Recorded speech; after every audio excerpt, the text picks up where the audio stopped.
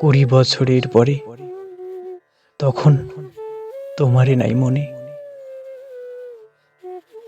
জীবন গিয়েছে চলে আমাদের 20 বছরের পার।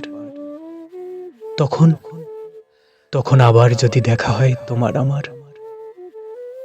তখন হয়তো মাঠে হামাগুড়ি দিয়ে বেচা নামে,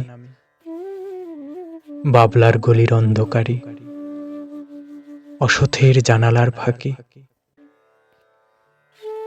কোথায় লুকাই আপনাকে, চোখের পাতার মতো নেমে চুপি।